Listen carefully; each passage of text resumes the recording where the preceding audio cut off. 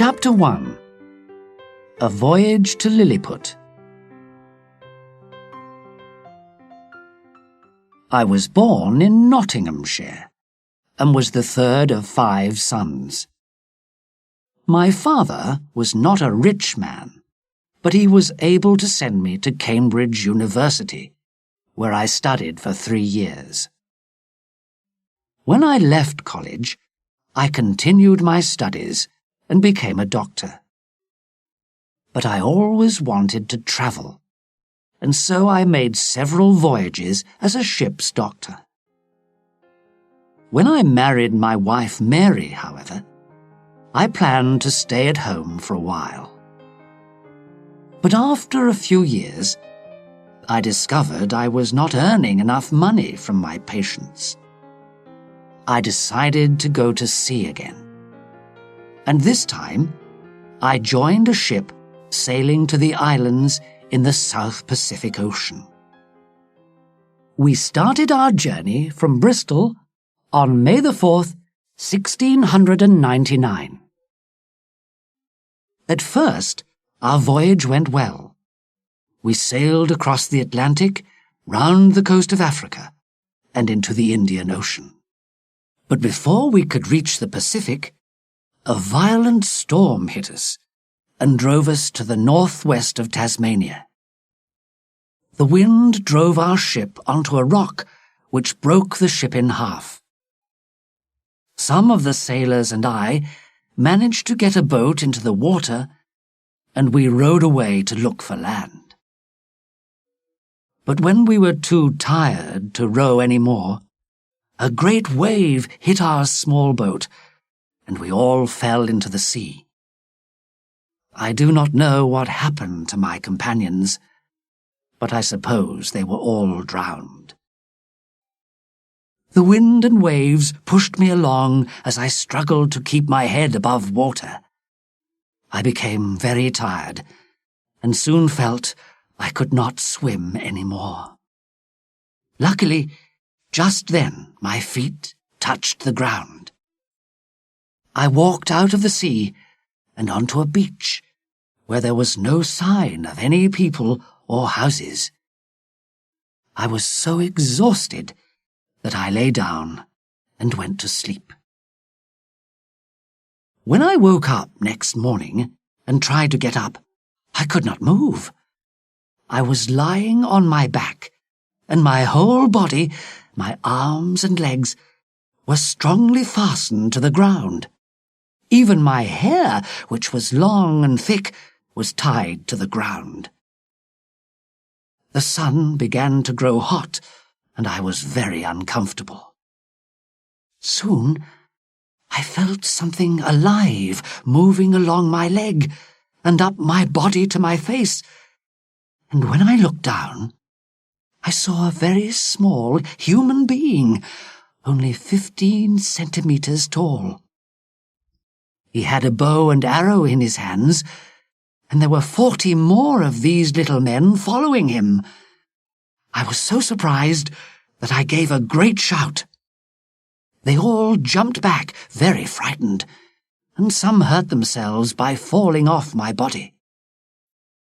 Meanwhile, I was struggling to unfasten myself. But just as I managed to pull my left arm free of the ropes, I felt 100 arrows land on my free hand, and more arrows on my face and body. This was very painful, and made me cry aloud. I lay quietly to see what would happen next. When they saw I was no longer struggling, they quickly built a platform next to my head, and an official climbed up there to speak to me.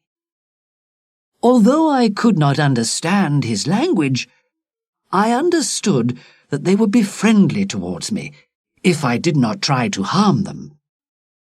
By now, I was extremely hungry, so I used sign language to beg the official for food. He seemed to understand me, because immediately ladders were put against my sides, and little men climbed up with baskets of food and drink. They were surprised at how much I could eat and drink. In just one mouthful, I ate 3 of their meat dishes and 3 of their loaves of bread. I drank 2 of their barrels of wine and was still thirsty, because that was only half a litre. While they were bringing me food, I wondered whether to pick up a handful of the little men and throw them to their death. But I was afraid they would shoot at me again, and anyway, I was grateful for their kindness in giving me food and drink, so I did not move. After some time, another official climbed up to the platform and spoke to me. From his signs, I understood that they were going to move me. The king of this country, which was called Lilliput, had ordered his people to carry me to the capital city, about 1 kilometre away. I made signs to ask whether I could be untied, but the official politely refused. While I was eating, a platform had been prepared to carry me. The people of Lilliput, known as the Lilliputians, are very intelligent and clever with their hands. For me, 500 men built a special wooden platform with 22 wheels. 900 of the strongest men worked for about 3 hours to lift me onto the platform, and 1,500 of the king's largest horses, each 11.5 centimetres high, pulled me to the capital. I did not know about any of this, because they had put a sleeping powder in my wine, and I was in a deep sleep. The king had decided I would stay in the largest available building, just outside the city gates. Its door was only 1 metre high and half a metre wide, so I could only just get inside on my hands and knees. My guards put 91 chains on my left leg so that I could not escape. Then they cut the ropes that tied me, and I was able to get to my feet. As I stood up, I heard cries of astonishment all around me. I felt rather miserable, but at least I could walk about now in a 2-metre circle.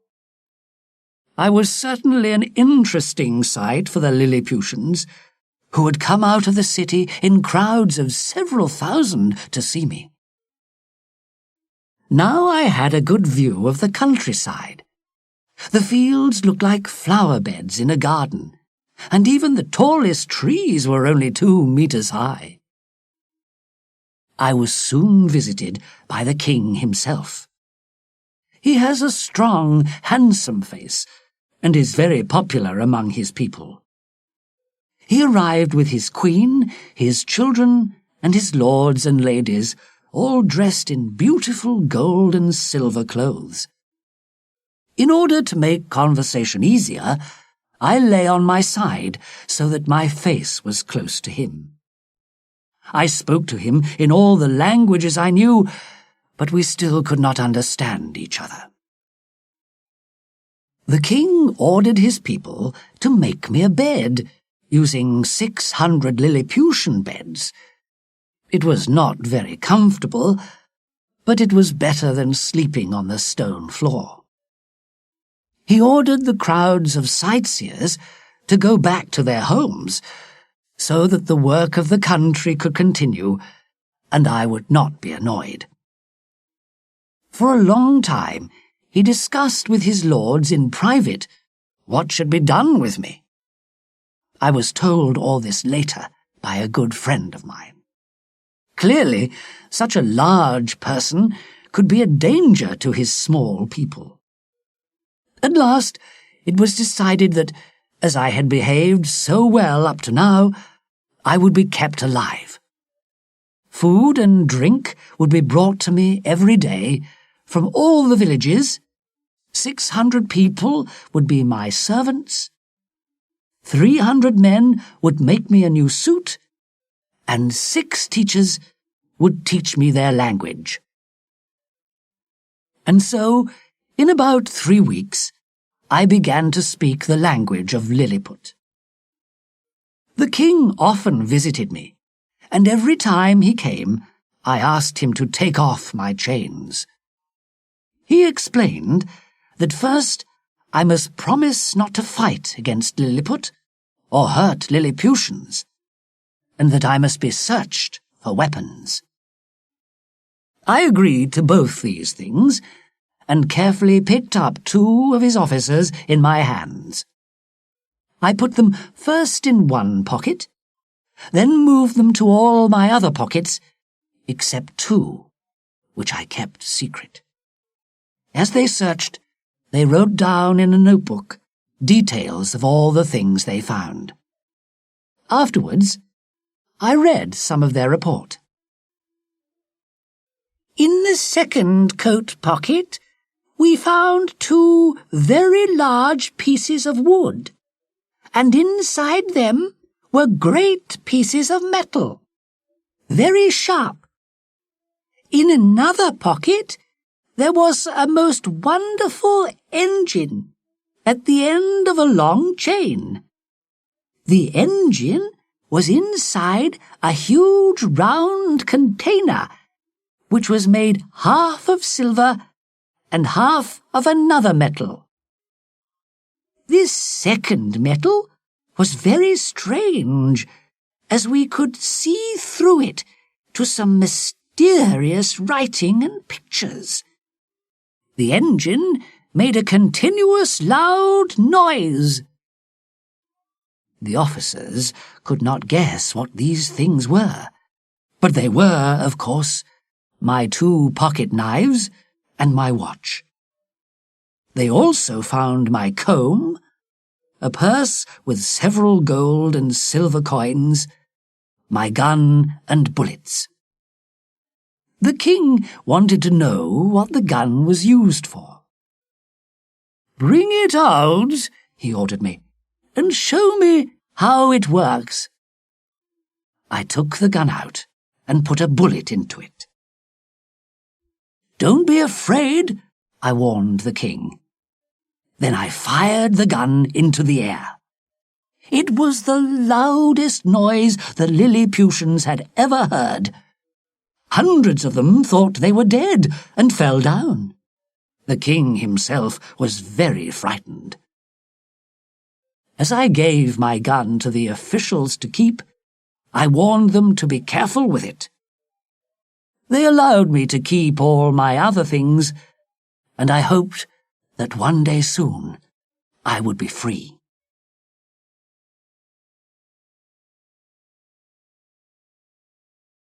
Chapter 2. Life in Lilliput. I was careful to behave as well as possible, to persuade the king to give me my freedom. Lilliputians soon began to lose their fear of me. They called me the Man Mountain. Sometimes I lay down and let them dance on my hand, and from time to time children came to play games in my hair. By now I was able to speak their language well. One day, the king invited me to watch the regular entertainments, which are greatly enjoyed by him, his family, and his lords and ladies. I was most interested in the rope dancing. A very thin rope is fixed 30 centimeters above the ground. People who want to become the king's most important officials jump and dance on this rope, and whoever jumps highest, without falling, gets the best job. Sometimes the king orders his lords to dance on the rope to show that they can still do it. This sport is, of course, rather dangerous, and there are occasional deaths as a result. It seems a strange way of choosing officials. There was another interesting entertainment. The king holds a stick in front of him and sometimes moves it up and down. One by one, people come up to him and jump over the stick or crawl under it. They go on jumping and crawling as the king moves the stick. The winner is the one who jumps and crawls for the longest time, and he receives a blue ribbon to wear round his waist. The second best receives a red ribbon, and the third best gets a green one. Many of the Lilliput lords wear their ribbons proudly at all times. I had certainly never seen entertainment like this in any of the countries I had visited before. Some days later, a strange black thing was seen on the beach where I had first arrived in Lilliput. When the people realized it was not alive, they decided that it must belong to the Man Mountain, and the king ordered them to bring it to me. I thought I knew what it was. When it arrived, it was rather dirty, because it had been pulled along the ground by horses. But I was delighted to see that it was, in fact, my hat. I had lost it in the sea when swimming away from the ship. I begged the king so often for my freedom that at last he and his lords agreed that I need not be a prisoner any longer. However, I had to promise certain things.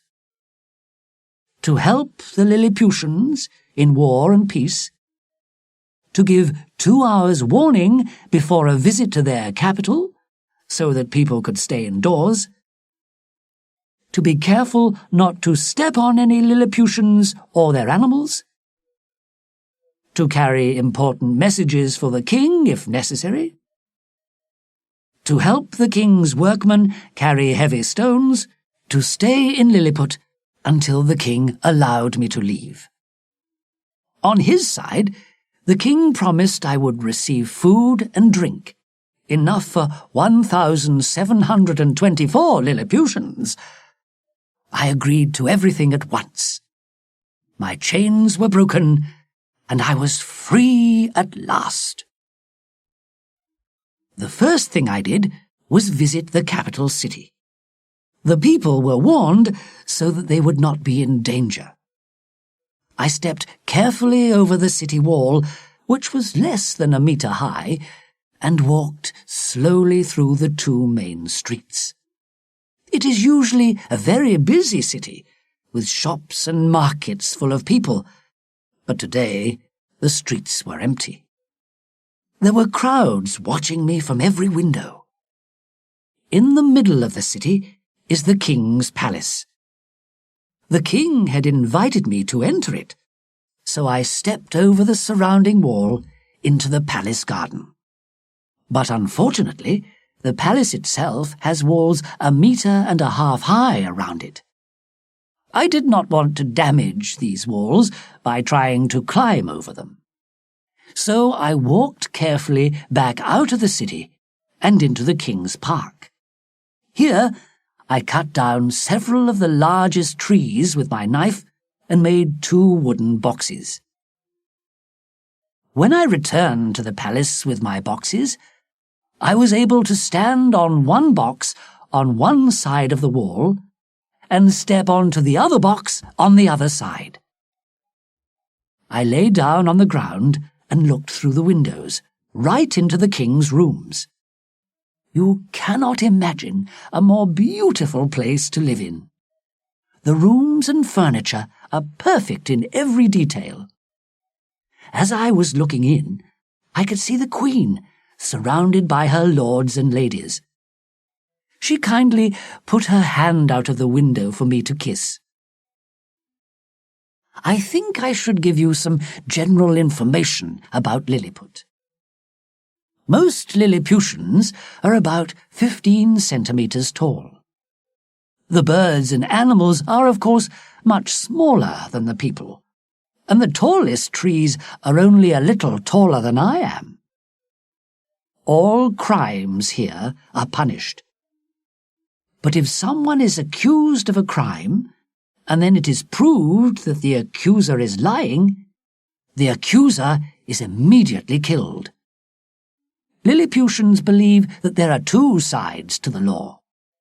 Criminals must be punished, but people of good character must be rewarded.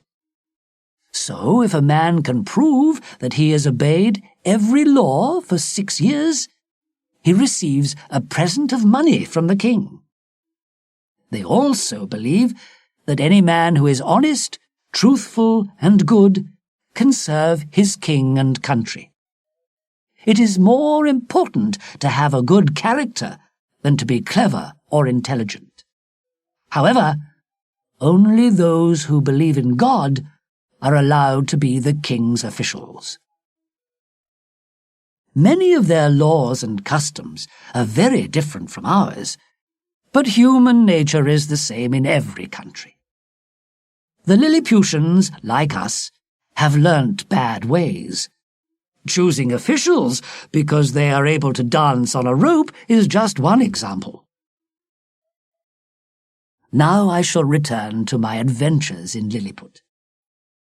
About 2 weeks after my first visit to the capital, I was visited by one of the king's most important officials. His name was Reldresol, and he had helped me many times since I had arrived in Lilliput. I started the conversation. "I'm so glad they've taken away my chains," I told him. "Well, my friend," he answered, "let me tell you something.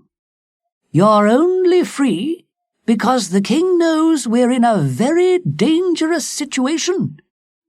"Dangerous?" I cried. "What do you mean?" "Lilliput has enemies at home and abroad," he explained.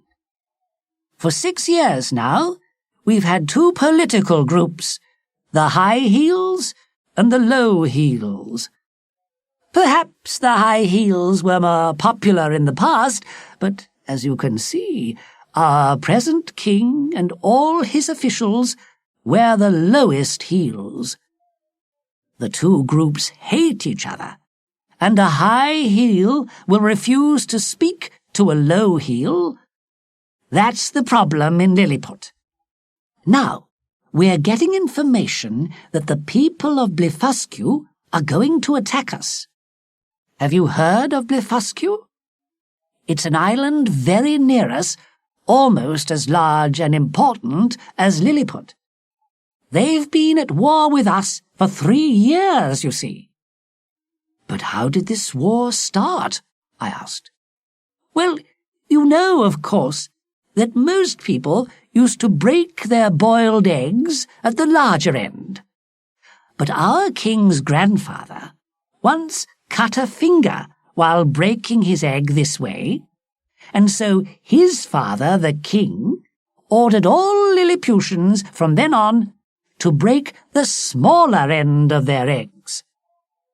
People who do that are called small endians. But Lilliputians feel strongly about this, and some big endians have fought angrily against this law. As many as 11,000 people have been killed because they refused to break their eggs at the smaller end. Some of the big endians have escaped to join our enemies in Blefuscu. The king of Blefuscu has always wanted to defeat Lilliput in war, and now we hear that he's prepared a large number of ships which will attack us very soon. So you see, my friend, how much our king needs your help in order to defeat his enemies." I did not hesitate for a moment. "Please tell the king," I answered warmly, "that I am ready to give my life to save him or his country." Chapter 3. Lilliput at War. The island of Blefuscu is only about 1 kilometre to the north of Lilliput. I knew that just beyond the narrow sea separating the two countries, there were at least 50 warships ready to attack us, with many other smaller ships. But I kept away from that side of the coast, so that the people of Blefuscu would not see me. I had a secret plan. From the king's workmen, I ordered 50 heavy metal hooks, each fastened to a piece of strong rope.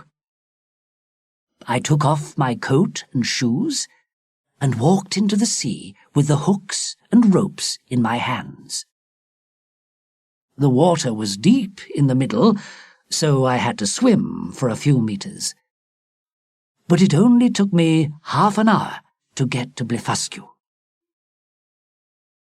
When the Blefuscans saw me, they were so frightened that they jumped out of their ships and swam to the beach.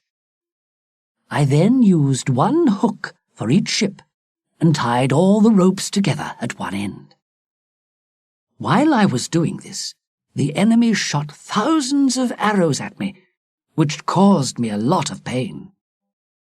I was afraid of getting an arrow in my eyes, but I suddenly remembered I still had an old pair of reading glasses in my pocket. So I put them on and continued my work. When I was ready, I started walking into the shallow water away from Blefuscu. As I walked through the waves, I pulled the enemy's warships behind me.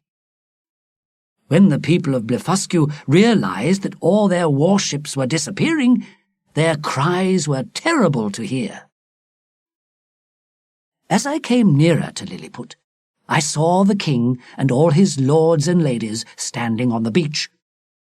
They could only see Blefuscu's warships coming closer, as I was swimming and my head was occasionally under the water.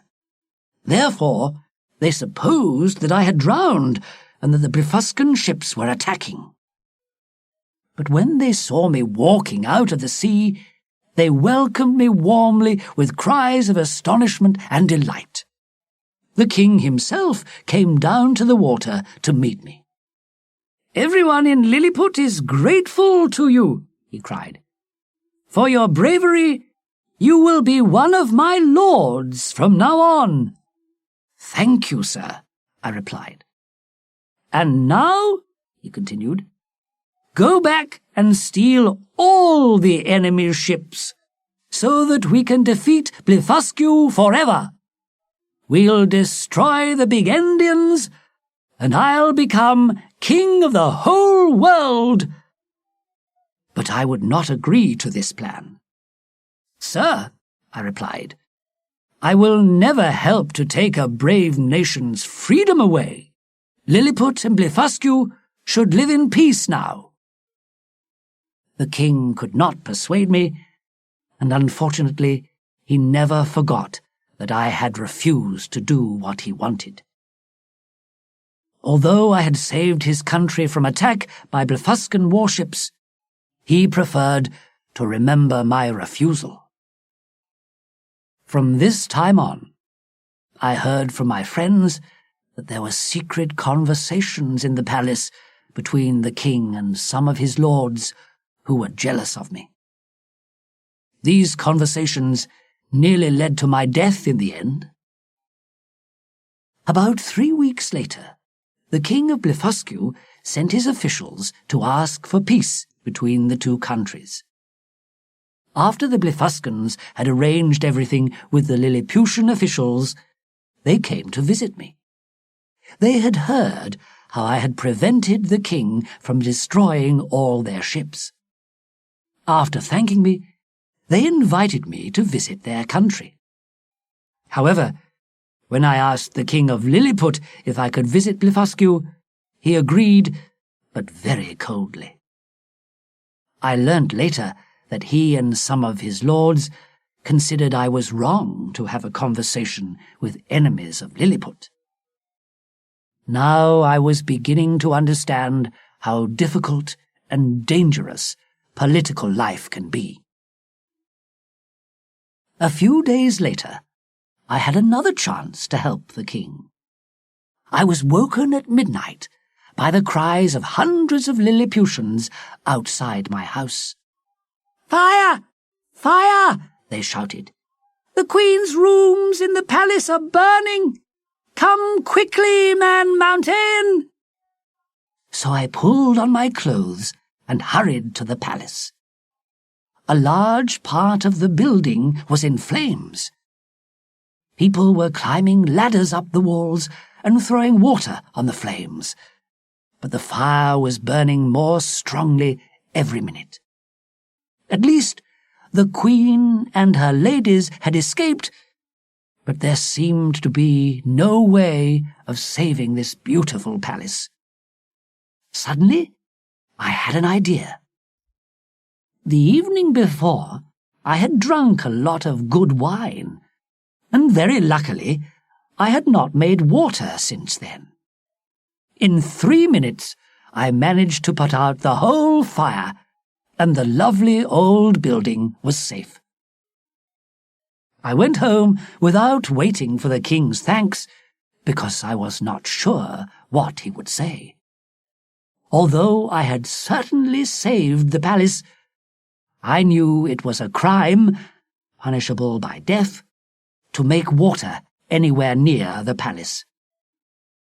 I heard later that the Queen was so angry that she refused to enter any of the damaged rooms ever again, and promised to take her revenge on me.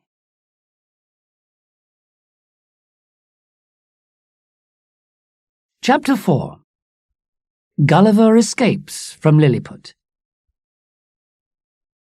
I soon discovered that Flimnap, one of the king's highest officials, was my secret enemy.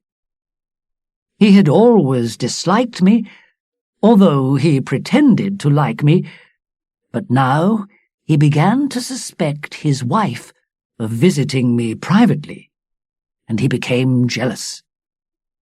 Of course, his wife did visit me, but always with her daughters and other ladies who came for regular afternoon visits. When visitors arrived at my house, I used to bring the coaches and horses inside and put them carefully on my table. There was a high edge round the table so that nobody would fall off. I sat in my chair with my face close to the table, and while I was talking to one group of visitors, the others used to drive round the table. I spent many hours like this in very enjoyable conversation. In the end, Flimnap realized that his wife was not in love with me, and had not done anything wrong, but he was still angry with me. There were other lords who also disliked me, and together they managed to persuade the king that I was a danger to Lilliput. I knew they were discussing me in private, but I was seriously alarmed when I discovered what they had decided. Luckily, as well as Reldresal, I had another good friend among the king's officials. Late one night, he visited me secretly, in order to warn me.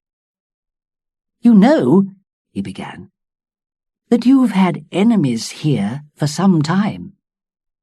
Many of the lords are jealous of your great success against Blefuscu, and Flimnap still hates you. They accuse you of crimes against Lilliput, crimes punishable by death." "But," I cried, "that's not right. I only want to help Lilliput." "Listen," he said. "I must tell you what I've heard, although my life is in danger if I do. They've accused you of making water in the king's palace, refusing to take all the enemy's ships, refusing to destroy all the big Indians, seeing the enemy's officials privately, and planning to visit Blefuscu in order to help the enemy against Lilliput." "This is unbelievable," I cried. "I must say," continued my friend, "that our king reminded his lords how much you had helped the country. But your enemies wanted to destroy you, and they suggested setting fire to your house at night. Then you would die in the fire." "What?" I shouted angrily. "Be quiet. Nobody must hear us. Anyway, the king decided not to kill you, and that's when your friend Reldresal started speaking. He agreed you'd made mistakes, but said that a good king should always be generous, as our king is. And he suggested that a suitable punishment would be for you to lose your sight. You'd still be strong enough to work for us, but you wouldn't be able to help the Big Endians." I covered my eyes with my hands. I had wanted to help these people and their king. How could they decide to punish me as cruelly as this? "Your enemies were most disappointed with Reldresal's plan," my friend went on. "They said you were a big Endian in your heart, and reminded the king how much you cost Lilliput in food and drink. Reldresal spoke again, to suggest saving money by giving you a little less food every day. In this way, you'd become ill, and in a few months you'd die. And so they all agreed. In 3 days, Reldresal will be sent to explain your punishment to you. He'll inform you that the king has been very kind to you, and that you're lucky to lose only your eyes. You will be tied down, and very sharp arrows will be shot into your eyes. The king's doctors will make sure that you can no longer see." "This is terrible news," I said. "But thank you for warning me, my dear friend." "You alone must decide what to do," he replied. "And now I must leave you, so that nobody suspects me of warning you." When I was alone, I thought about the situation for a long time. Perhaps I was wrong, but I could not see that the king was being kind and generous in ordering such an inhuman punishment. What should I do? I could ask for a trial, but I was not confident of the judge's honesty.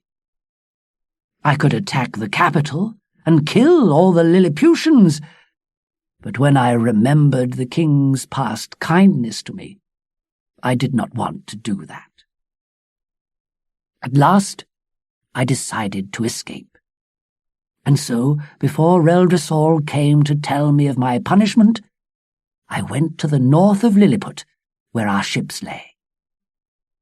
I took my clothes off and put them into one of the largest warships. I also put a blanket into it. Then I stepped into the sea and swam to Blefuscu. By pulling the Lilliput warship behind me, I kept my clothes and blanket dry. When I arrived, the king of Blefuscu sent 2 guides to show me the way to the capital. There I met the king, the queen, and the lords and ladies in their coaches. I explained that I had come to visit Blefuscu, as I had been invited. However, I did not say anything about the punishment waiting for me in Lilliput. They welcomed me warmly. That night, as there was no building big enough for me, I slept on the ground, covered by my blanket. It was not as comfortable as my bed in Lilliput, but I did not mind. I did not spend long in Blefuscu. Only 3 days after my arrival, I noticed a boat in the sea, near the beach. It was a real boat, large enough for me. Perhaps it had been driven there by a storm. I swam out to it and tied ropes to it. Then, with the help of 20 of Blefuscu's ships and 3,000 sailors, I pulled it onto the beach. It was not badly damaged, and it was exciting to be able to start planning my journey back to England and my home. During this time, the King of Lilliput had written to ask the King of Blefuscu to send me back as a prisoner so that I could receive my punishment. The King of Blefuscu, however, replied that I was too strong to be taken prisoner, and that I would soon be returning to my country anyway. Secretly, he invited me to stay and help him in Blefuscu, but I no longer believed in the promises of kings or their officials, so I politely refused. I was now impatient to start my voyage home, and the king ordered his workmen to repair the boat and prepare everything I needed. I had the meat of 100 cattle and 300 sheep to eat on the journey, and I also had some live animals to show to my friends in England. About 1 month later, I left Blefuscu on September the 24th, 1701. The king, the queen, and their lords and ladies all came down to the beach to wave goodbye. After sailing all day, I reached a small island where I slept that night. On the third day, September the 26th, I saw a sail and was delighted to discover that it was an English ship on its way home to England. The captain picked me up, and I told him my story. At first, he thought I was mad, but when I took the live animals out of my pocket to show him, he believed me. We arrived home at last on April the 13th, 1702, and I saw my dear wife and children again. At first, I was delighted to be at home again. I earned quite a lot of money by showing my Lilliputian animals to people, and in the end, I sold them for a high price. But as the days passed, I became restless and wanted to see more of the world. And so, only 2 months later, I said goodbye to my family and sailed away again.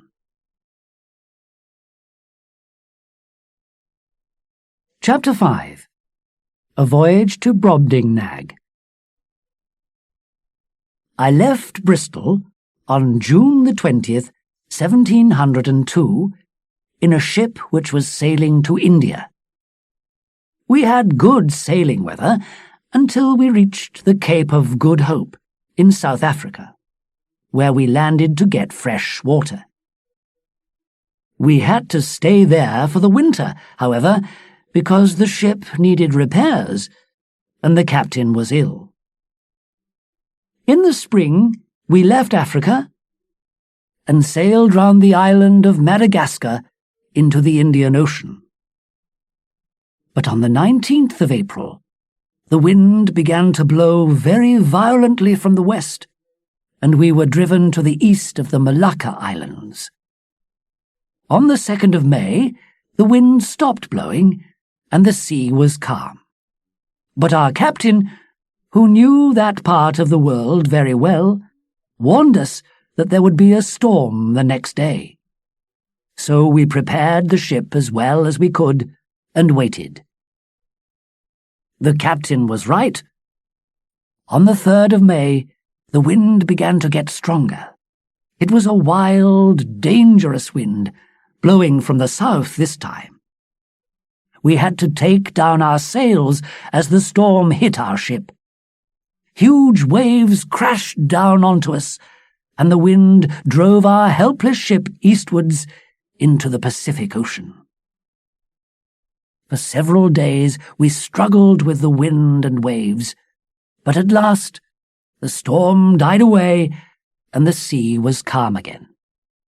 Luckily, our ship was not badly damaged, but we had been driven over 2,000 kilometers to the east. None of us knew exactly where we were, so the captain decided to continue sailing eastwards, where we had never been before. We sailed on for another 2 weeks. Finally, on the 16th of June, 1703, we saw a large island with a small piece of land joined to it. I later discovered that this country was called Brobdingnag. The captain sent some of his sailors in a boat to land there and bring back some fresh water. I went with them because I was interested in seeing a new country. We were delighted to be on land again, and while the men looked for a river or a lake, I walked for about 1 kilometer away from the beach. When I returned, to my astonishment, I saw that the sailors were already in the boat. They were rowing as fast as they could towards the ship. I was going to shout to tell them they had forgotten me, when suddenly I saw a huge creature walking after them into the sea. I realized he could not catch them because they had nearly got to the ship, but I did not wait to see the end of that adventure. I ran away from him as fast as possible and did not stop until I found myself in some fields. The grass was about 7 meters high, and the corn about 13 meters high. It took me an hour to cross just one field, which had a hedge at least 40 meters high. The trees were much taller than that. Just as I was trying to find a hole in the hedge, so that I could get into the next field, I saw another giant coming towards me. He seemed as tall as a mountain, and every one of his steps measured about 10 meters. In fear and astonishment, I hid in the corn and hoped he would not notice me. He shouted in a voice like thunder, and 7 other giants appeared. They seemed to be his servants. When he gave the order, they began to cut the corn in the field where I was hiding.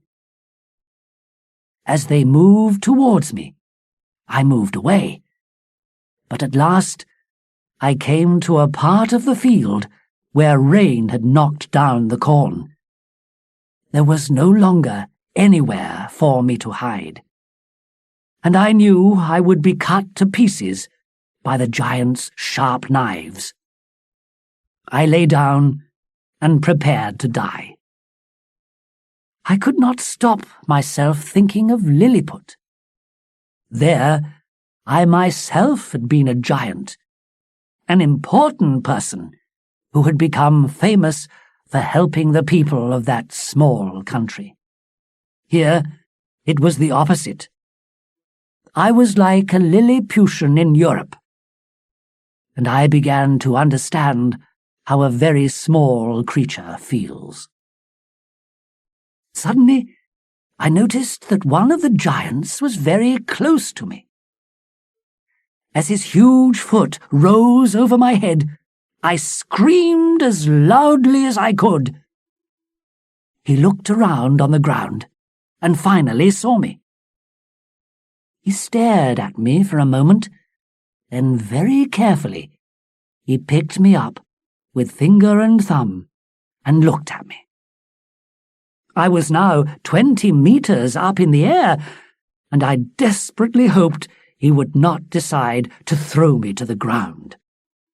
I did not struggle and spoke politely to him, although I knew he did not understand any of my languages. He took me to the farmer, who soon realized that I was not an animal, but an intelligent being. He carefully put me in his pocket and took me home to show to his wife. When she saw me, she screamed and jumped back in fear, perhaps thinking I was an insect. But in a little while, she became used to me and was very kind to me.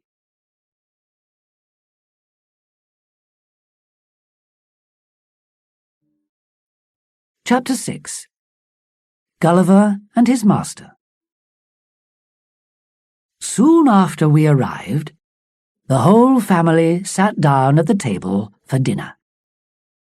There was a large piece of meat on a plate about 8 meters across.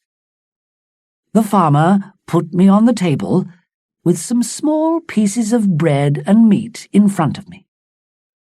I was very frightened of falling off the edge of the table, which was 10 meters from the ground. The farmer and his family were delighted to watch me eating food with my own small knife and fork. But when I started walking across the table to the farmer, his youngest son, a boy of about 10, picked me up by the legs. He held me so high in the air that my whole body trembled. Fortunately, his father took me away at once and angrily hit the boy hard on the head. But I remembered how cruel children can be to small animals, and I did not want the boy to take his revenge on me. So I fell on my knees and asked them not to punish the child any more. They seemed to understand. Just then, I heard a noise behind me. It sounded like 12 machines running at the same time. I turned my head and saw a huge cat, 3 times larger than one of our cows. The farmer's wife held it in her arms so that it could not jump at me. But in fact, because I showed no fear, there was no danger, and the cat even seemed a little afraid of me. At the end of dinner, a servant came in with the farmer's 1-year-old son in her arms. He immediately started crying and screaming because he wanted to play with me. His mother smiled and put me in his hand. When he picked me up and put my head in his mouth, I shouted so loudly that he dropped me. Luckily, I was not hurt, but it showed me how dangerous life was going to be in Brobdingnag.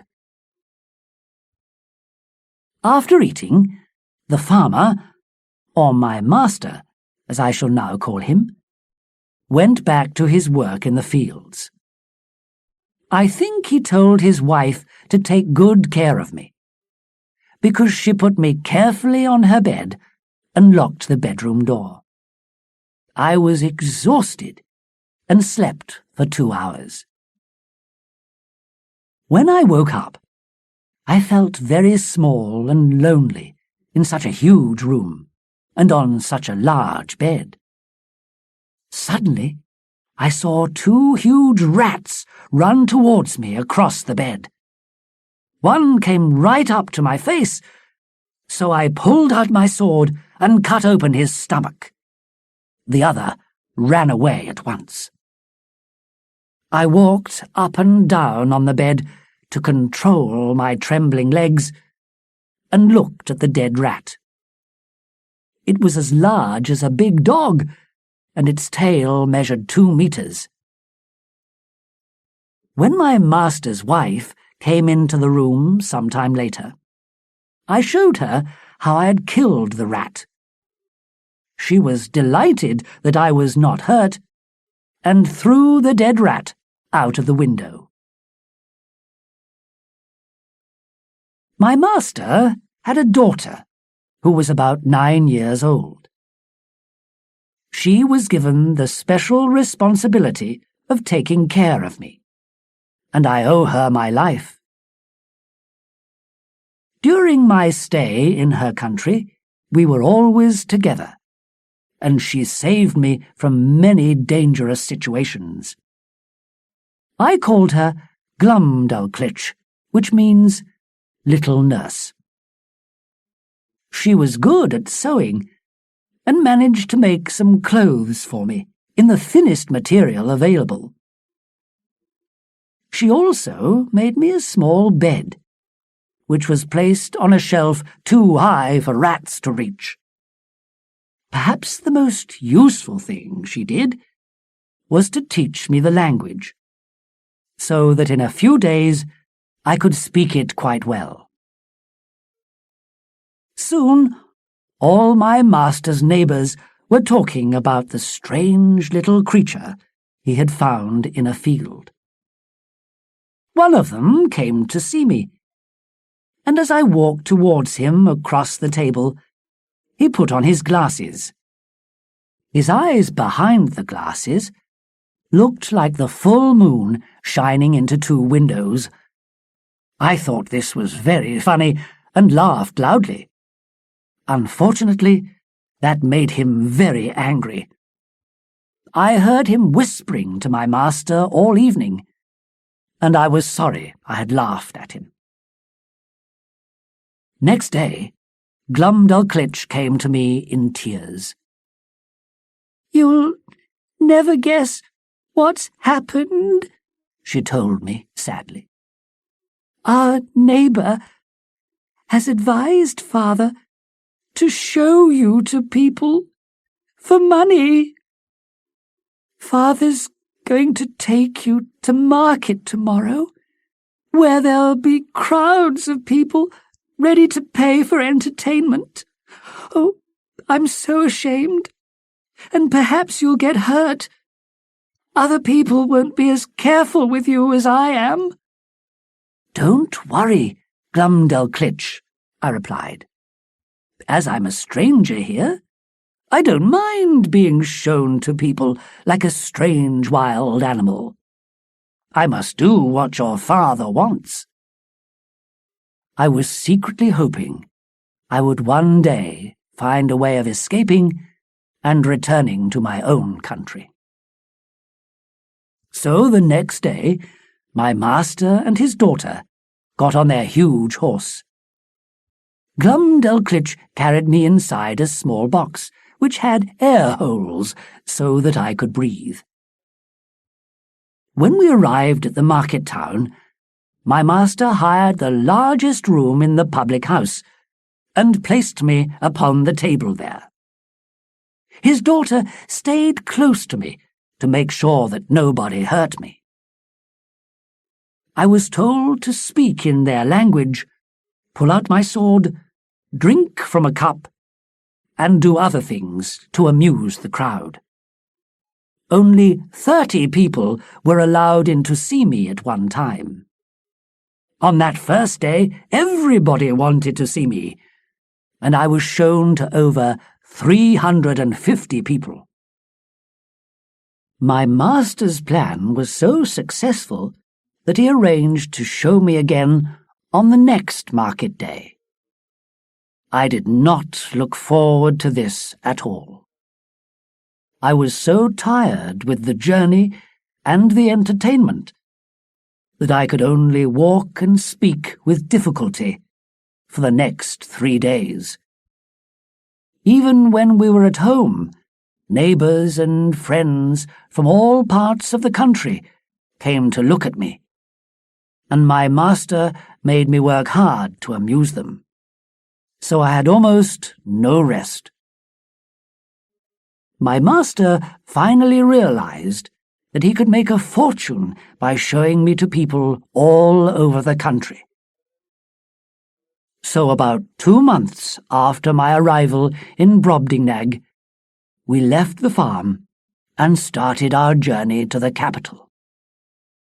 As before, Glumdalclitch came with us to take care of me. On the way, we stopped in many towns and villages so that I could be shown to people.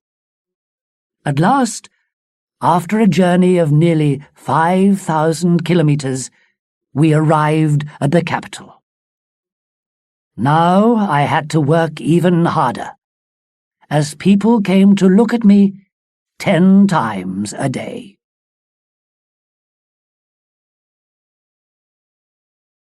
Chapter 7. At the King's Palace. Although Glumdalclitch tried to make things as comfortable as possible for me, such an exhausting life was beginning to have a bad effect on my health. I was becoming thinner and thinner. When my master noticed this, he thought I would not live much longer.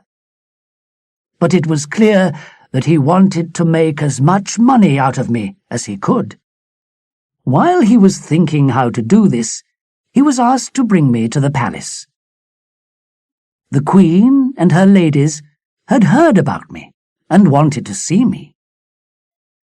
When we arrived in front of the Queen, I fell on my knees and begged to be allowed to kiss her foot.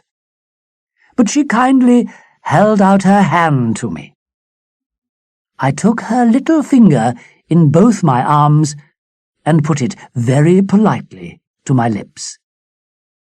She seemed very pleased with me, and finally she said, "Would you enjoy living here in the palace, do you think?"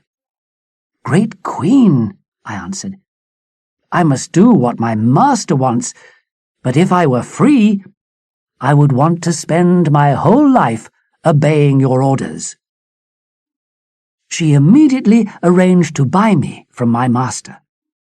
He was delighted to receive a good price for me, especially as he felt sure I would not live longer than a month. I also begged the Queen to let Glumdalclitch stay with me, because she had always taken such good care of me. The Queen agreed, and Glumdalclitch could not hide her happiness. When my master had left the palace alone, the Queen said to me, "Why didn't you say goodbye to him? And why did you look at him so coldly?" "Madam, I must tell you," I replied, "that since he found me, my master has used me as an easy way of making money for himself. He's made me work so hard that I feel tired and ill. He's sold me to you only because he thinks I'm going to die soon. But I feel better already, now that I belong to such a great and good Queen." The Queen was clearly surprised to hear such intelligent words from such a small creature, and decided to show me to her husband. When the King saw me, he thought at first that I must be a mechanical toy. However, when he heard my answers to his questions, he realized I must be alive, and he could not hide his astonishment. To discover what kind of animal I was, he sent for 3 of his cleverest professors. After looking at me carefully, they decided that I was a creature outside the laws of nature. I was much too small to climb their trees, or dig their fields, or kill and eat their animals. They could not understand where I had come from, or how I could possibly survive. And when I told them that in my country there were millions just like me, they did not believe me, but just smiled. However, the king was more intelligent than they were. After speaking to Glumdalclitch and questioning me again, he realized that my story must be true. They took very good care of me. The Queen's workmen made a special bedroom for me. It was a wooden box with windows, a door, and 2 cupboards. The ceiling could be lifted off so that Glumdalclitch could change my sheets and tidy my room. The workmen even made me 2 little chairs and a table, and a lock for the door, so that no rats could get in. The Queen became so fond of me that she could not eat without me. My small table and chair were always placed on the dinner table near her left elbow, and Glumdalclitch stood near me in case I needed her help. I ate off tiny silver plates with silver knives and forks. But I never got used to seeing the Queen eat. In one mouthful, she ate as much as 12 English farmers could eat in a whole meal. She drank from a cup as big as one of our barrels, and her knives were like huge swords. I was quite frightened of them. On Wednesday, which is a day of rest in Brobdingnag, like our Sunday, the King and Queen always had dinner together, with their children, in the King's rooms. I was usually invited too. My little chair and table were at the King's left elbow. He enjoyed very much hearing me talk about England, our laws, our universities, our great buildings. He listened so politely that I perhaps talked a little too much about my dear country. In the end, he looked at me kindly, but could not stop himself laughing. He turned to one of his lords. "How amusing it is," he said to him, "that an insect like this should talk of such important matters. He thinks his country is so highly developed. But I suppose even tiny creatures like him have a hole in the ground that they call a home. They argue, they love, they fight, and they die, as we do. But of course, the poor little animals aren't on our level." I could not believe what I was hearing. He was laughing at my country, a country famous for its beautiful cities and palaces, its great kings and queens, its brave and honest people. However, there was nothing I could do about it, and I simply had to accept the situation. The worst problem I had at the palace was the Queen's dwarf. Until I arrived, he had always been the smallest person in the country. He was about 10 meters tall. As I was much smaller than him, he was very rude to me and behaved very badly, especially when nobody was looking. Once, he took a large bone from the table and stood it on the Queen's plate. Then he took me in both hands and pushed my legs into the top of the bone. I could not pull myself out, and had to stay there feeling and looking extremely stupid. When the Queen finally saw me, she could not stop herself laughing, but she was angry with the dwarf at the same time. In Brobdingnag there are large numbers of flies in summer, and these awful insects, each as big as an English bird, gave me no peace. The dwarf used to catch some in his hands and then let them out suddenly under my nose. He did this both to frighten me and amuse the Queen. I had to use my knife to cut them to pieces as they flew around me. Another time, the dwarf picked me up and dropped me quickly into a bowl of milk on the table. Luckily, I am a good swimmer, so I managed to keep my head out of the milk. As soon as Glumdalclitch saw I was in danger, she ran from the other side of the room to rescue me. I was not hurt, but this time the dwarf was sent away from the palace as a punishment. I was very pleased. I would now like to describe Brobdingnag. The people who draw our European maps think there is nothing but sea between Japan and America, but they are wrong. Brobdingnag is quite a large country, joined onto Northwest America, but separated from the rest of America by high mountains. It is about 10,000 kilometers long and from 5 to 8,000 wide.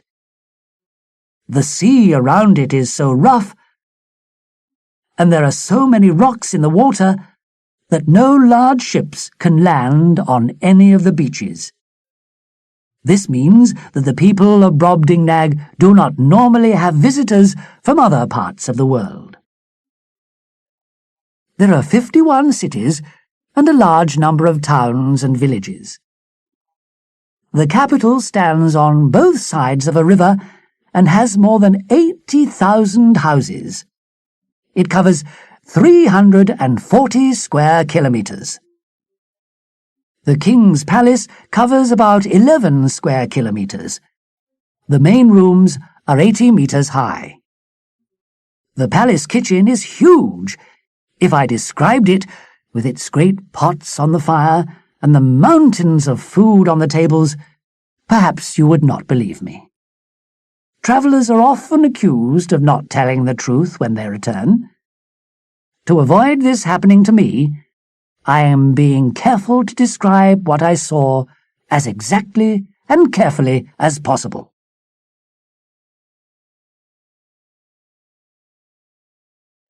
Chapter 8. More Adventures in Brobdingnag. Because I was so small, I had several dangerous accidents during my stay at the palace. One day, Glumdalclitch put me down on the grass in the palace garden while she went for a walk with some of the Queen's ladies. A small white dog, which belonged to one of the gardeners, appeared and seemed very interested in me. He took me in his mouth and carried me to his master. Luckily, he had been well trained and did not try to bite me, so I was not hurt. One day, the Queen said to me, "It would be good for your health to do some rowing or sailing. What do you think? Would you like me to arrange it for you?" "Madam," I answered, "I'd love to row or sail a little every day. But where can we find a boat that's small enough?" "Leave that to me," she replied, and called for her workmen. She ordered them to make a tiny boat with sails. They also made a wooden container, about 100 meters long, 17 meters wide, and 3 meters deep. This container was filled with water, and I was carefully placed in my boat on the water. Every day I used to row or sail there, while the Queen and her ladies watched. There was no wind, of course, but the ladies blew hard to move my boat along. I nearly lost my life again when a lady picked me up to put me in the boat. She was not careful enough and dropped me. With horror, I felt myself falling through the air. But instead of crashing to the ground, I was caught by my trousers on a pin in her clothes. I had to stay there without moving a finger until Glumdalclitch came running to rescue me. But the greatest danger to me in Brobdingnag came from a monkey. One day, Glumdalclitch left me alone in her bedroom while she visited some of the ladies. It was a warm day, and her window was open. I was in the box which I used as my bedroom, with the door open. Suddenly, I heard the noise of an animal jumping through the window, and immediately I hid at the back of my box. The monkey, which appeared huge to me, very soon discovered my hiding place. He picked me up and held me close to him like a baby. When he heard someone opening the bedroom door, he jumped out of the window and ran onto the roof. I thought I had never been in such great danger. He was running on 3 legs and holding me in the 4th. At any moment he could let me fall, and we were at least 300 meters above the ground. I could hear a lot of shouting in the palace. The servants had realized what was happening and brought ladders to climb up onto the roof. Glumdalclitch was crying, and hundreds of people were watching from the garden. Meanwhile, the monkey was sitting calmly on top of the roof. He was taking food from his mouth and trying to push it into my mouth. He still seemed to think I was his baby. I suppose it was an amusing sight for the crowd below, but I was in terrible fear of falling. Finally, several servants climbed on the roof, and as they came nearer, the monkey put me down and ran away. I was rescued and brought down to the ground. I had to stay in bed for 2 weeks after this before I felt well enough to meet people again. The monkey was caught and killed. When I next saw the king, he asked me about this experience. "How did you feel," he said, "when the monkey was holding you up on the roof?" "Sir," I replied bravely, "I was afraid, that's true. But next time an animal like that attacks me, I shall not hesitate. I'll pull out my sword like this," and I showed him what I would do, "and give the creature such a wound that it will never come near me again." But while I waved my tiny sword in the air, the king and his lords laughed loudly. I had wanted to prove my bravery, but I failed, because to them I was only an unimportant little creature. I realized later that this often happens in England, when we laugh at someone of no family, fortune, or intelligence who pretends to be as important as our great leaders. In the next few weeks, I began to have some very interesting conversations with the king. He was an intelligent, understanding person. "Tell me more about your country," he said to me one day. "I would like to hear about your laws, your political life, and your customs. Tell me everything. There may be something that we can usefully copy here in Brobdingnag." "I should be delighted, sir," I answered proudly. "Our king controls our 3 great countries, Scotland, Ireland, and England. We grow much of our own food, and our weather is neither too hot nor too cold. There are 2 groups of men who make our laws. One is called the House of Lords. They are men from the oldest and greatest families in the country.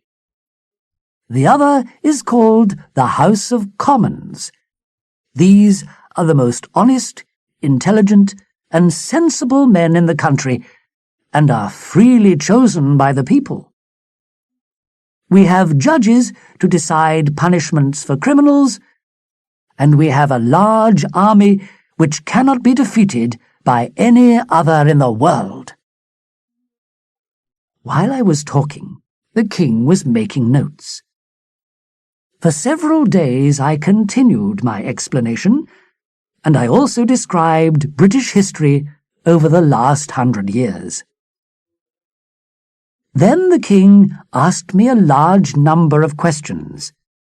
These were some of them. How do you teach and train young people of good family? If the last son of an old family dies, how do you make new lords for the House of Lords? Are these lords really the most suitable people to make the country's laws? And in the House of Commons, are these men really so honest and intelligent? Do rich men never buy their way into this house? You say the lawmakers receive no pay, but are you sure that they never accept bribes? Then he asked questions about our law courts. Why are your trials so long and so expensive?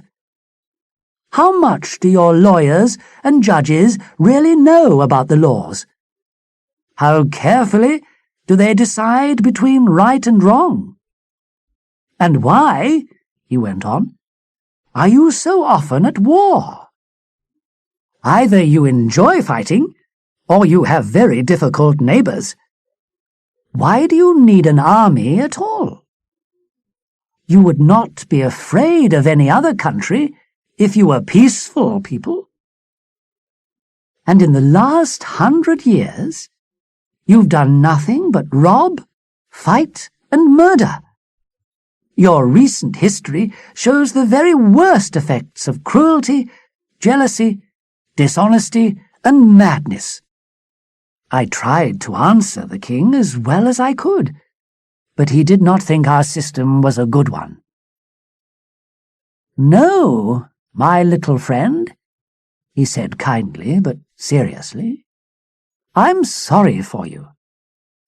You've proved to me that your country has nothing valuable to offer us.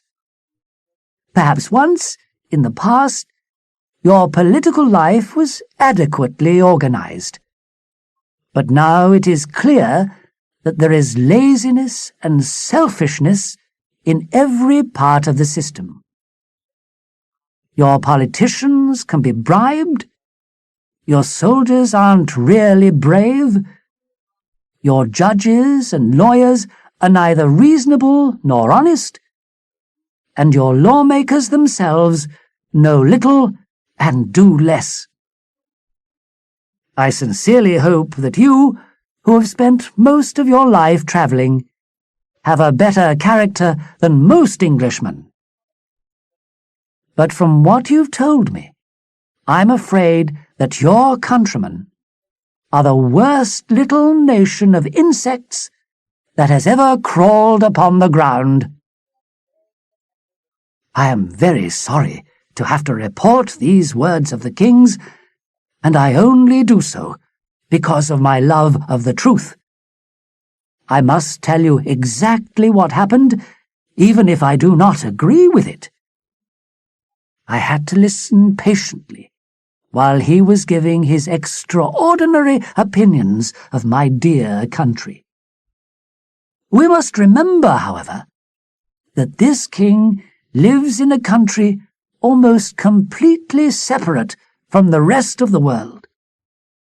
Because he does not know other countries' systems or customs, he has a certain narrowness of thinking, which we Europeans do not have, of course. You will find it difficult to believe what happened next. Sir, I said, I'd like to give you something to thank you for your kindness to me since I arrived at the palace.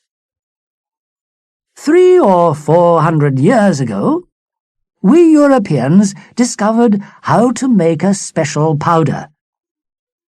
When you set fire to it, it burns and explodes immediately, with a noise louder than thunder. You can use it to shoot heavy balls of metal from large guns. It can destroy the largest ships, It can kill a whole army. It can cut men's bodies in half. It can destroy the strongest walls. It's called gunpowder, and it's easy and cheap to make. To show you how grateful I am to you, I'm offering to explain how to make it. Then you will be able to destroy all your enemies." I was very surprised by the king's reply. "No!" he cried in horror. "Don't tell me. I don't want to know how to murder people like that. I would rather give half my country away than know the secret of this powder. How can a tiny creature like you have such inhuman, cruel ideas? Never speak to me of this again." How strange that such an excellent king should not take the chance I was offering him. No European king would hesitate for a moment. But he had other strange ideas. He believed, very simply, that every problem can be solved by honest, sensible people, and that the political life of a country must have no secrets and must be open for all to see and understand. Of course, we know that this is impossible, so perhaps his opinion of us is not worth considering. Chapter 9. Gulliver escapes from Brobdingnag. I was still hoping to return to England one day, but the ship in which I had arrived in Brobdingnag was the first that had ever come near the coast, so I could not see how I could get away. I began to think more and more about my family and my home. By now, I had been in Brobdingnag for about 2 years. When the king and queen travelled to the south coast, Glumdalclitch and I went with them. I really wanted to be close to the sea again, which I had not seen or even smelt for so long. As Glumdalclitch was ill, I asked a young servant to take me down to the beach for some fresh air. The boy carried me in my travelling box and put me down on the beach while he looked for birds' eggs among the rocks. I looked sadly at the sea, but stayed in my box, and after a while I fell asleep. I was woken suddenly when my box was lifted high in the air. I can only suppose that a large bird took hold of the ring on top of the box with his talons and flew away with it.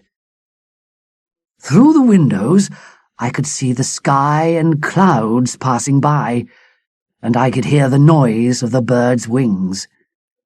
Then I was falling so fast that I felt quite breathless. There was a loud crash as the box fell into the sea. Perhaps the bird had been attacked by others, and so had to drop what he was carrying. Luckily, the box had been well made, and not much seawater came in, but I do not think any traveller has ever been in a worse situation than I was then. I wondered how long I would survive with no food or drink in the middle of the ocean. I felt sure I would never see poor Glumdalclitch again, and I knew how sad she would be to lose me. Several hours passed, and then I suddenly heard a strange noise above my head. People were fastening a rope to the ring. Then my box was pulled through the water. Was it a ship that was pulling me along? "Help! Help!" I shouted as loudly as I could. I was delighted to hear English voices reply. "Who's there?" they cried. "I'm English!" I shouted back desperately. "Please help me to get out of here. Just put your finger into the ring on top of the box and lift it out of the water. Quickly!" There were great shouts of laughter. "He's mad!" I heard one man say. "10 men couldn't lift that huge box," said another. There was more laughter. Indeed, because I had been with giants for so long, I had forgotten that my countrymen were as small as me.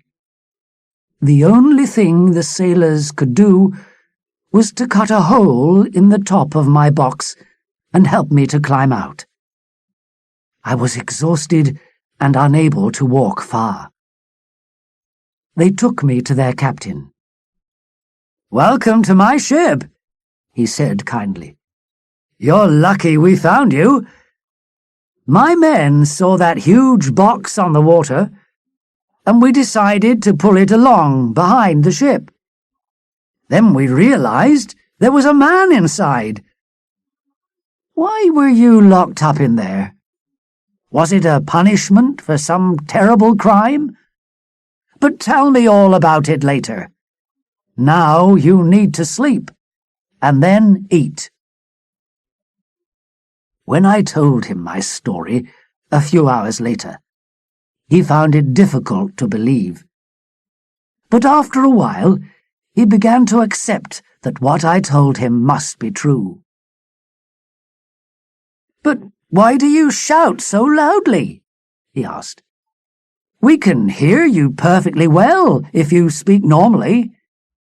"You see," I explained, "for 2 years I've had to shout to make myself understood by the giants. I was like a man in the street who was trying to talk to another man at the top of a very tall building. And another thing, your sailors all seem very small to me, because I've been used to looking up at people 20 meters tall." He shook his head. "Well, what a story!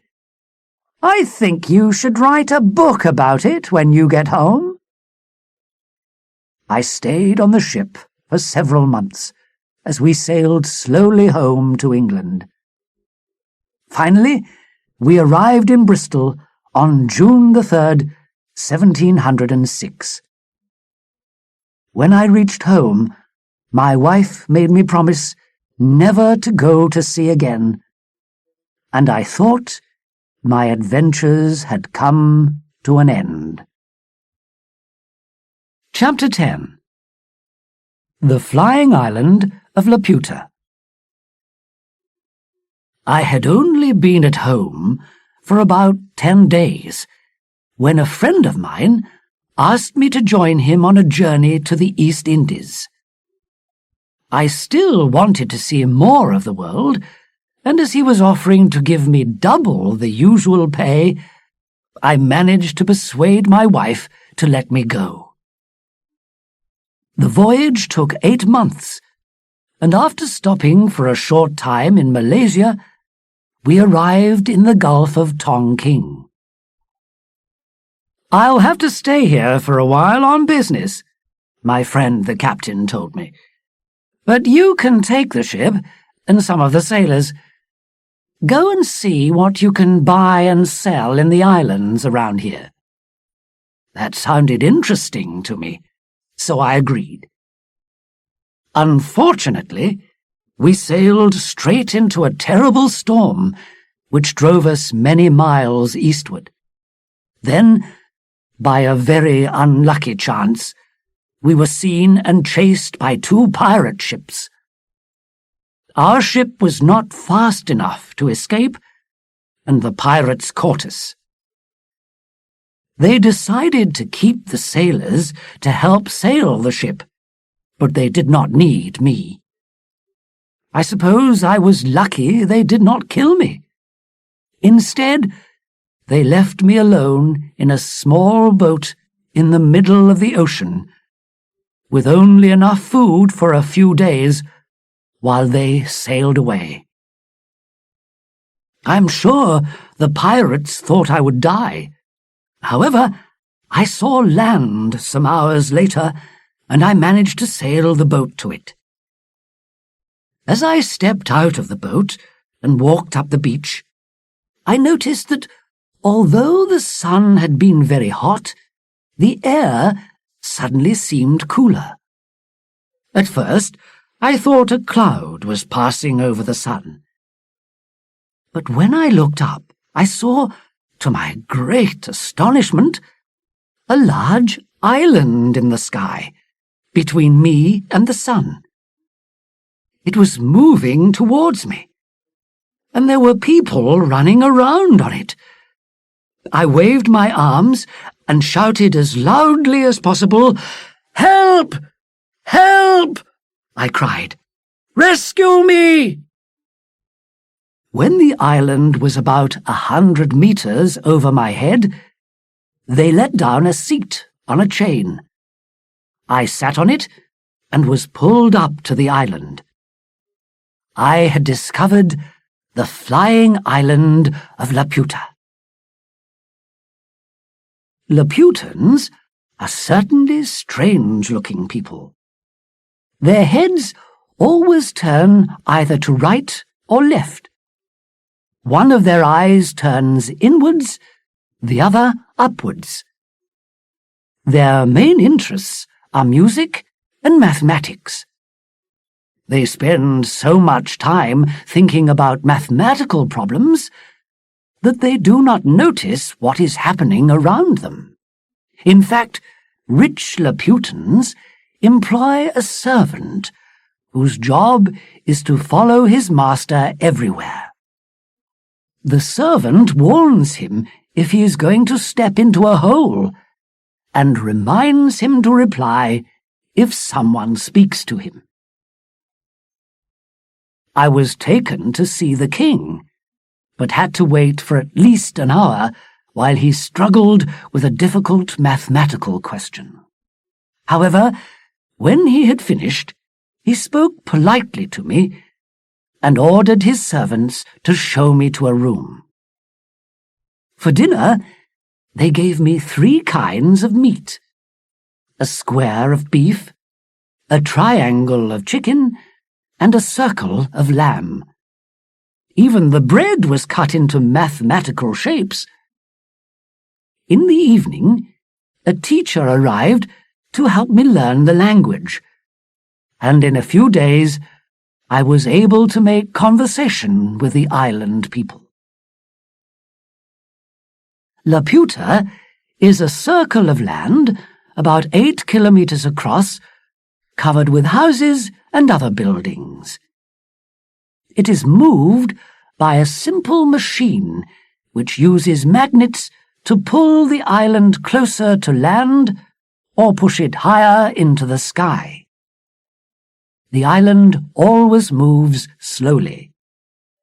It can only fly over the country called Belnibabi, which belongs to the king of Laputa. It is difficult talking to Laputans, as they have little interest in anything except music and mathematics. They are, however, very worried about the future of the earth, the sun, and the stars, and they often discuss this. I heard a conversation about this shortly before I left Laputa. "How are you, my friend?" one man asks another. "As well as can be expected," came the reply. "And how is the sun, do you think?" "I thought he looked rather feverish this morning. I'm afraid he'll get too hot and destroy himself one day, if he goes on like this. I know, it's very worrying. And what about the earth? It's only 30 years until the next falling star comes this way, and the earth was very nearly destroyed by the last one. That's right. We know that the next falling star is almost certain to get too close to the sun and catch fire. And when the earth passes through that fire, it'll be destroyed immediately. Only 30 years. That's not much to look forward to, is it? And the two men shook their heads sadly. After several months on the island, I asked if I could visit the country underneath us. The king agreed and ordered his officials to put me down on Belnibabi and show me round the capital, Legado. The most interesting place I saw there was the university, which was full of very clever men with very clever ideas. They were all working hard to find better, faster, cheaper, easier ways of doing and making things. They had ideas for building houses from the roof downwards, turning rocks into soft material, making rivers run uphill, and saving sunshine in bottles. I cannot remember half of the astonishingly clever ideas which they were working on. One day, they told me, they would find the answers to all these problems, and then their country would be the most wonderful place in the world. Meanwhile, I noticed that the people looked hungry and miserable. Their clothes were old and full of holes. Their houses were badly built and falling down. There were no vegetables or corn growing in the fields. When I visited the School of Mathematics, I could not understand why the students looked so unhappy. "What's the matter, young man?" I asked one of them. "You look quite ill." "Yes, sir," he answered.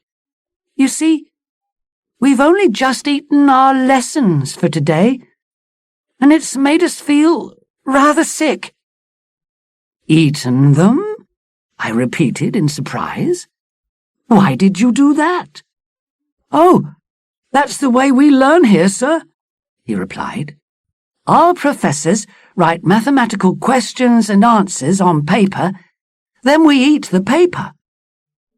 After that, we're only supposed to have bread and water for 3 days, while the information moves upwards to our heads.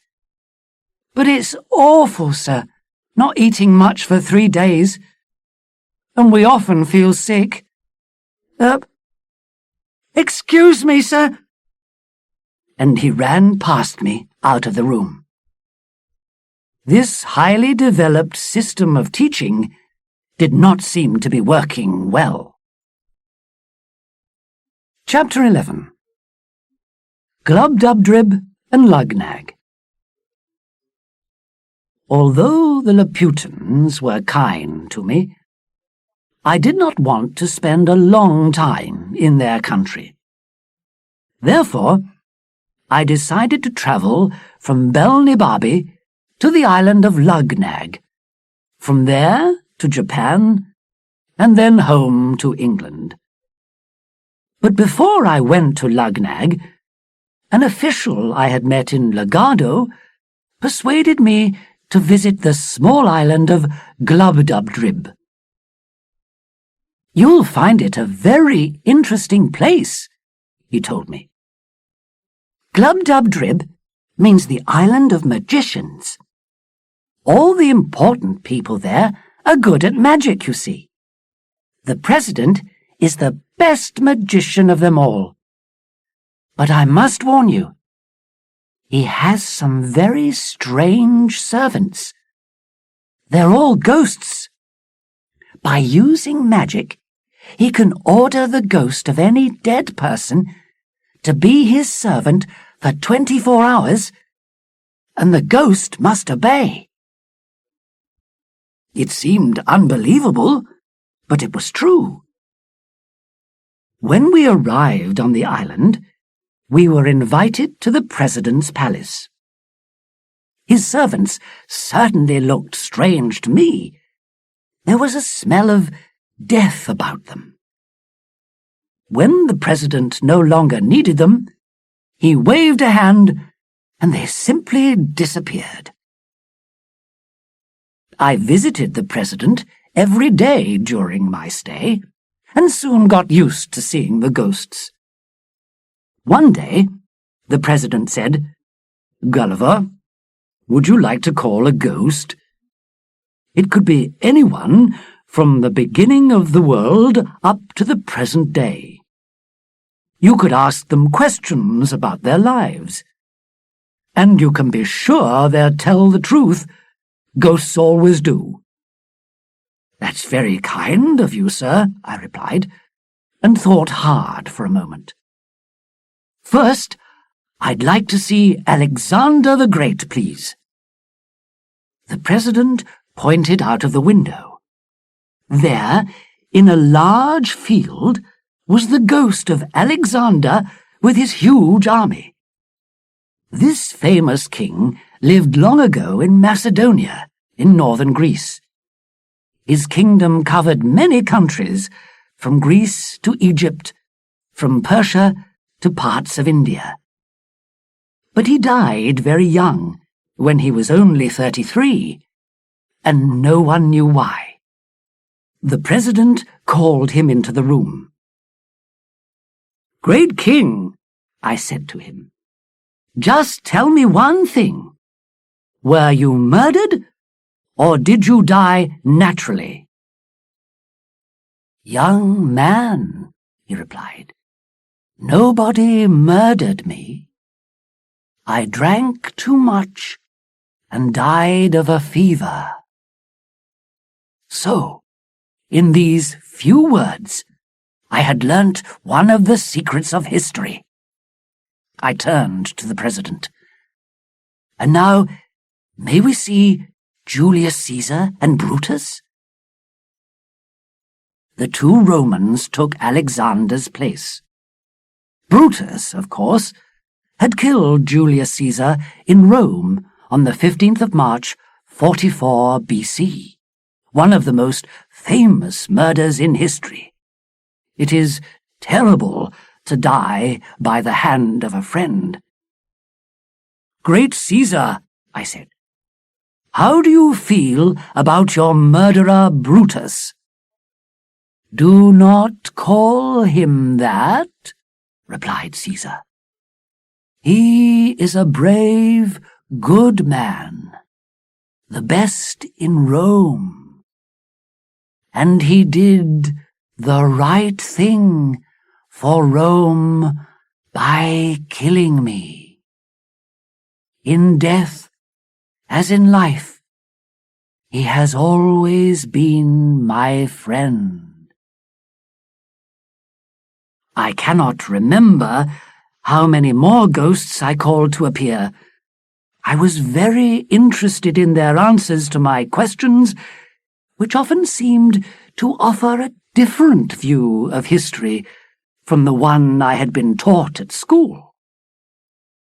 However, it was soon time to leave Glubbdubdrib and sail to Lugnag, a much larger island to the southeast of Japan. The Lugnugians are polite and generous people, and I stayed here for 3 months. I made many friends among them.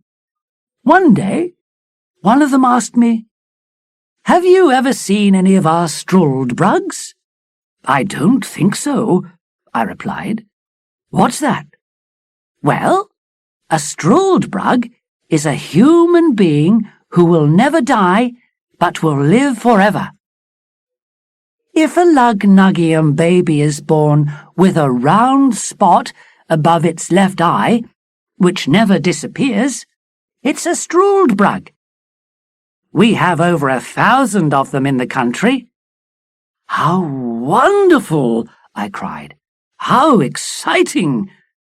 how lucky you are in Lugnag, where a child has a chance of living forever, and how especially lucky the Struldbrugs are. Disease, disaster, and death can never touch them. And imagine how much we can learn from them. I expect they're among the most important people in the country. They've lived through history and know so much, which they're certain to pass on to the rest of us. If I had the chance, I'd like to spend my whole life listening to the intelligent conversation of these extraordinary people here in Lugnag. Well, of course, answered my Lugnuggian friend with a smile. We'll be delighted if you stay longer with us. But I'd like to know how you would plan your life if you were a Struldbrug. Oh, that's easy, I replied. First, I'd work hard and earn a lot of money. In about 200 years, I'd be the richest man in Lugnag. I'd study, too, so that I knew more about everything than the cleverest professors. I'd also write down everything important that happened over the years, so that students of history would come to me for help. I'd teach young people what I had learnt. But most of my time I'd spend with other Struldbrugs, friends of mine. Together, we could help to destroy crime in the world and begin to build a new and better life for everyone. I had only just finished describing the happiness of endless life when I realized that my friend's shoulders were shaking and tears of laughter were running down his face. I really must explain, he said. You see, you've made a very understandable mistake. You suppose that if someone lives forever, he is young, healthy, and strong forever too. And that doesn't happen. Our Struldbrugs have a terrible life. After living for about 80 years, they become ill and miserable. They have no friends, and they can't remember much of the past.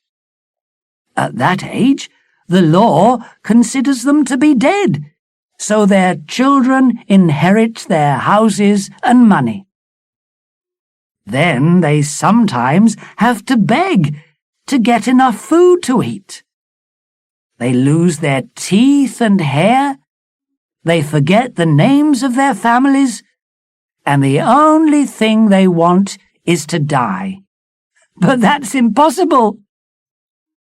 I realized how stupid I had been, and felt very sorry for the poor Struldbrugs. I finally left Lugnag on a boat sailing to Japan. From there, I found a ship which was returning to England. My voyage to Laputa, Balnibarbi, Glubdubdrib, and Lugnag had taken me away from home for 5.5 years. Chapter 12. A Voyage to the Country of the Houyhnhnms.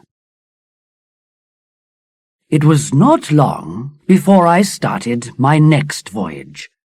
On the 7th of September, 1710, as captain of my own ship this time, the owner of the ship wanted me to sail to the Indian Ocean to do some business for him there.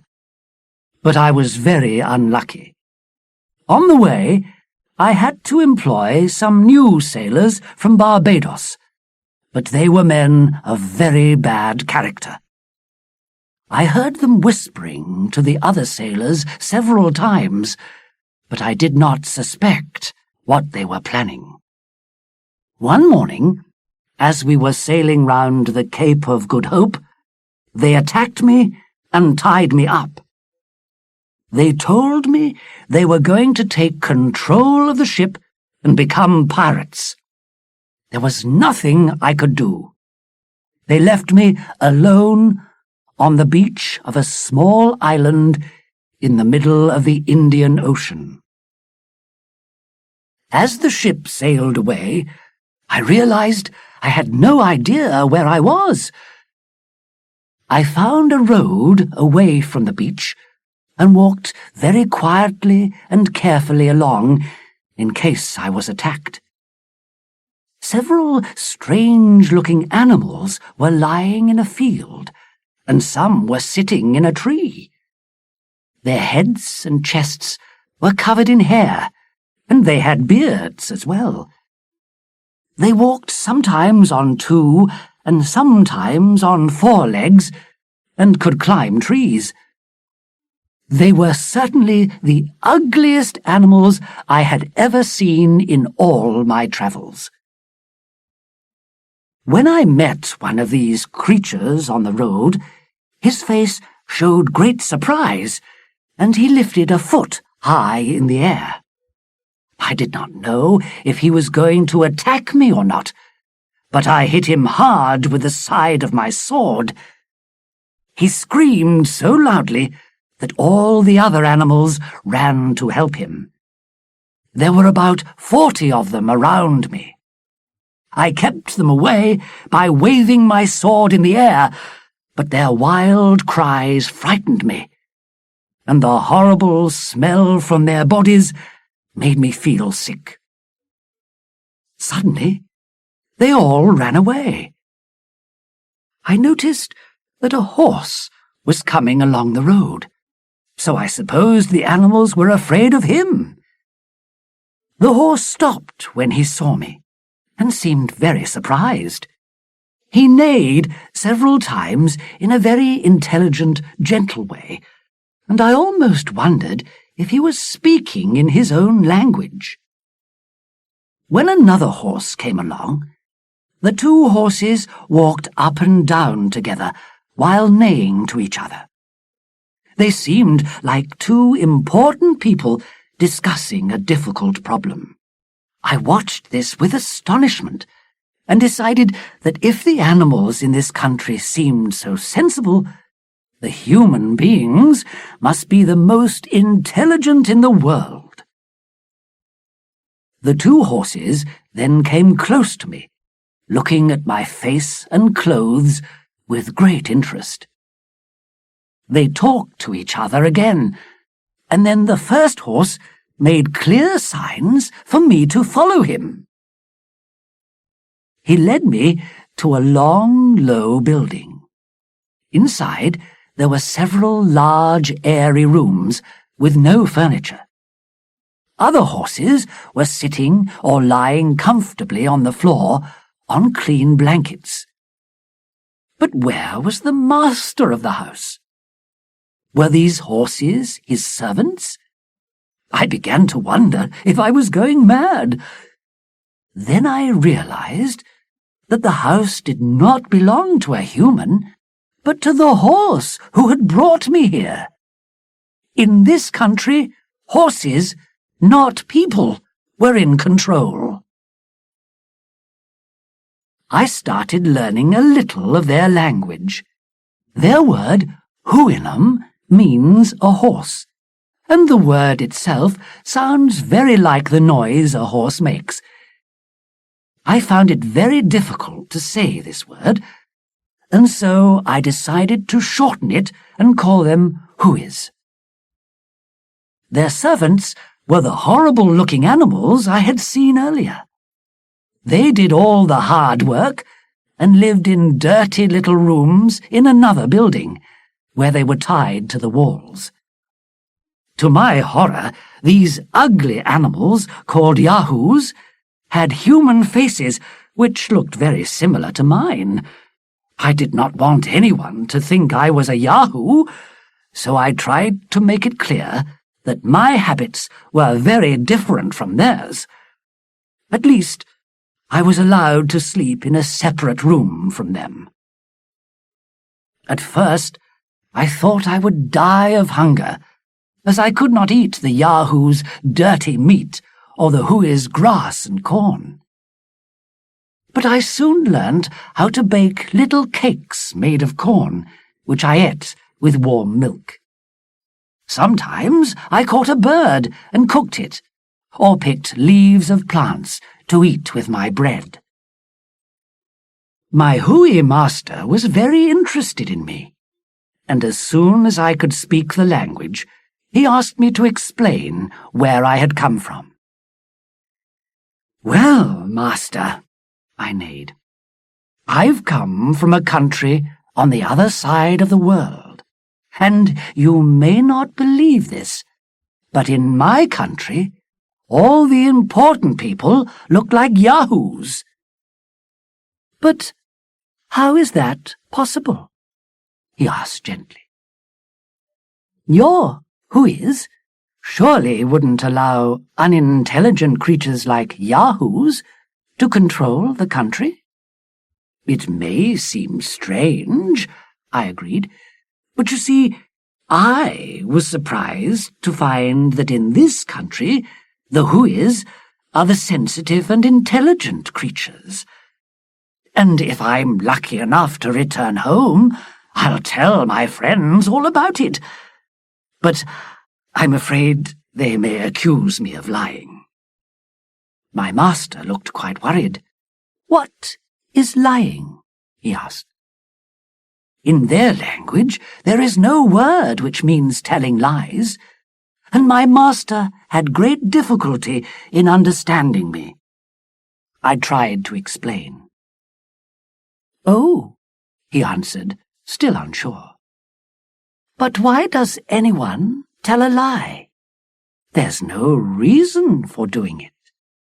We use language in this country in order to understand each other and to give and receive information.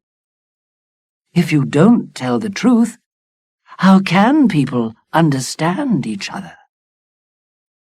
I began to see how different Hui life was from what I was used to. "But tell me," he continued, "about your country." I was delighted to describe recent English history to him, especially some of our most successful wars.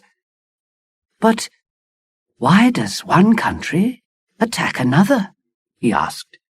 "There are many reasons," I replied. "A king or his lords may want more land, or there may be a difference of opinion between two countries. For example, whether uniform should be black, white, red, or grey. Sometimes we fight because the enemy's too strong. Sometimes because he isn't strong enough. Sometimes our neighbours want the things we have, or have the things we want, so we both fight until they take ours or give us theirs. We often attack our best friend if we want some of his land. There's always a war somewhere. For this reason, being a soldier is one of the best jobs you can have." "A soldier," repeated my master. "I'm not quite sure what that is."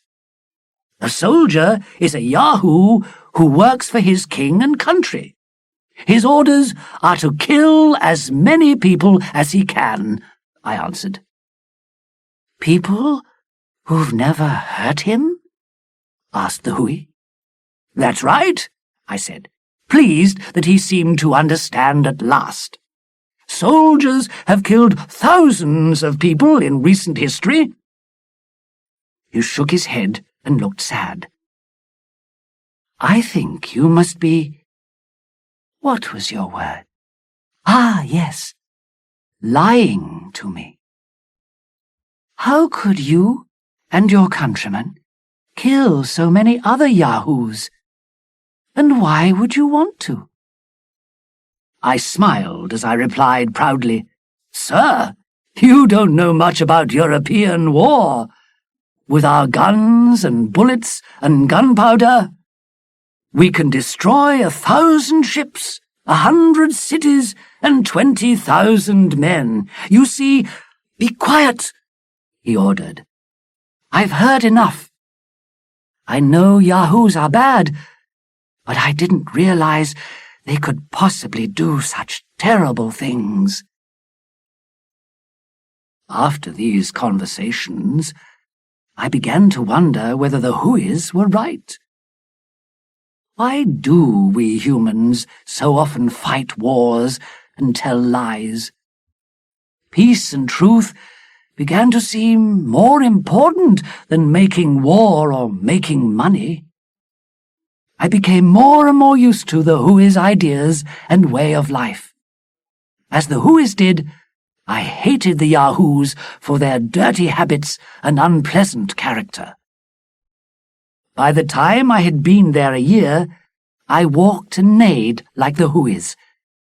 I felt such a strong love for them that I planned to spend the rest of my life among them and to try to become more like them. It is a great sadness to me, even today, that this was not possible.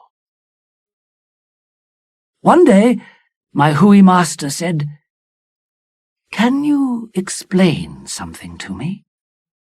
Why are the Yahoos so violently fond of those shining stones in the fields? They dig for days to get them out of the ground and hide them jealously from other Yahoos." "I expect they've found pieces of gold or silver," I said. Because he did not seem to understand, I added, "We use them as money to pay for things, you see." "How strange," he replied. "We share everything here. No Hui needs— what do you call it? Money?" Perhaps you can imagine how I felt. I knew I could be happy forever with these sensible, gentle creatures who never lied or stole, in a country which had no disease, no crime, no wars. But this perfect happiness did not last long. "I'm sorry," said my master one day. "My friends and I have decided you can't stay here any longer. You see, you're neither one of us nor a Yahoo." "No!" I cried desperately. "Don't send me away! How can I go back to England to live with those awful Yahoos?" "I'm afraid you must," he replied gently. "My servants will help you make a boat." And so, 2 months later, although I was very sad to leave, I said goodbye to my dear master and his family, and rode away from the land of the Huis. I knew that I would never find happiness anywhere else. After several days travelling eastwards, I arrived in Australia, and from there managed to find a ship returning to Europe. I did not enjoy the voyage. The sailors all laughed at me because I walked and neighed like a horse. They looked just like those horrible Yahoos, and at first I could not let them touch me or come near me. Their ugly faces and unpleasant smell made me feel quite ill. And when I arrived home in England, after being away for 5 years, my wife and children were delighted to see me because they had thought I was dead. But to my horror, they looked and smelt like Yahoos too, and I told them to keep away from me. Even now, 5 years later, I do not let my children get close to me, although I sometimes allow my wife to sit with me while I eat. I try to accept my countrymen now, but the proud ones who are so full of their own self-importance, well, they had better not come near me. How sad that people cannot learn from the whois. I was hoping that perhaps human beings would change their ways after reading the stories of my life with the whois. But they accuse me of lying in my book. And now I realize that people still lie, steal, and fight, just as they have always done and probably will always do. I will say no more. Clearly, there is no hope for human beings. I was stupid to think that I could bring reason and truth into their lives and thoughts. Humans are all yahoos, and yahoos they will remain.